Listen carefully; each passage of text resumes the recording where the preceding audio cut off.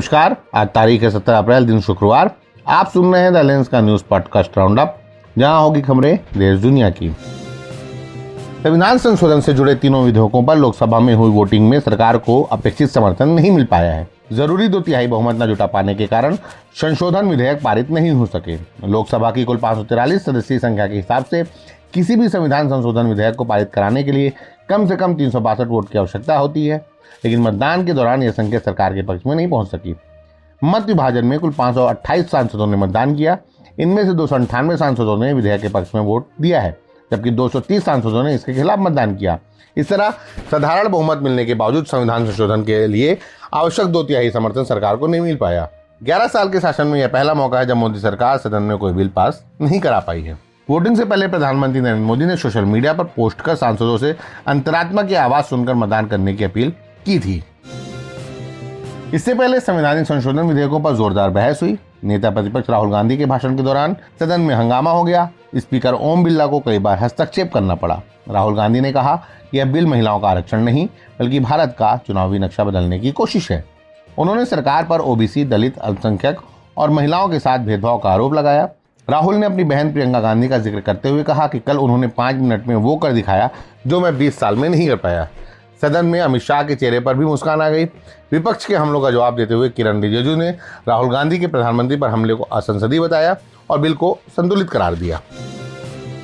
Allahabad high court की Lucknow bench ने कांग्रेस नेता राहुल गांधी के खिलाफ दोहरी नागरिकता से जुड़े मामले में एफआईआर करने का आदेश दिया है। कोर्ट ने कहा कि राज्य सरकार या तो खुद जांच करे या केंद्र की किसी एजेंसी को सौंपकर जांच कराए। यह मामला रायबरेली की निचली अदालत द्वारा एफआईआर दर्ज करने की मांग खारिज करने के बाद हाईकोर्ट पहुंचा था। याचिका भाजपा कार्यकर्ता एस विघ्नेश शिशिर ने दायर की थी। सुप्रीम कोर्ट ने कांग्रेस नेता पवन खेड़ा की याचिका खारिज कर दी है। खेड़ा ने असम पुलिस द्वारा असम के मुख्यमंत्री हेमंत बिस्वा शर्मा की पत्नी रिनिकी भुइया शर्मा के खिलाफ दर्ज मामले में तेलंगाना हाईकोर्ट द्वारा दी गई ट्रांजिट अग्रिम जमानत पर लगाए गए स्टे को हटाने की मांग की थी। कोर्ट ने अगले मंगलवार तक जमानत बढ़ाने की उनकी गुहार भी ठुकरा दी है। बेंच ने साफ कहा है कि तेलंगाना हाईकोर्ट की टिप्पणियों और सुप्रीम कोर्ट के स्टे का असम की अदालत पर कोई प्रभाव नहीं पड़ना चाहिए। छत्तीसगढ़ के जस्टिस शराब घोटाले की जांच में सीबीआई ने नया केस दर्ज किया है। एजेंसी ने राज्य के पूर्व आबकारी विशेष सचिव अरुणपति त्रिपाठी और उनकी पत्नी अंजुला त्रिपाठी के खिलाफ आय से अधिक संपत्ति अर्जित करने का मामला दर्ज किया है। सीबीआई के अनुसार त्रिपाठी दंपति ने अपनी ज्ञात आय से लगभग 54.53% अधिक यानी करीब 4.91 करोड़ रुपए की संपत्ति जुटाई है। उनकी संपत्ति 2013 में 38 लाख रुपए से बढ़कर दिसंबर 2023 तक 3.32 करोड़ रुपए हो गई। रायपुर, भिलाई और नया रायपुर समेत कई जगहों पर उनकी प्रॉपर्टी पाई गई है। यह शराब घोटाले में सीबीआई द्वारा दर्ज किया गया पहला आय से अधिक संपत्ति का केस है। अमेरिका और ईरान के बीच पूर्ण शांति समझौते की उम्मीद कम होते देख दोनों पक्ष अब एक अस्थायी मेमोरेंडम यानी अस्थायी समझौते पर काम कर रहे हैं, ताकि संघर्ष की ओर वापसी रोकी जा सके। ईरानी सूत्रों के अनुसार परमाणु कार्यक्रम पर भी अब गहरे मतभेद बने हुए हैं।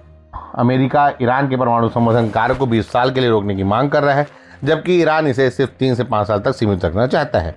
दोनों पक्ष हॉर्मुज जलडमरू मध्य के प्रबंधन और कुछ ईरानी फंड फ्रीज करने जैसे मुद्दों पर सहमति बनाने की कोशिश कर रहे हैं।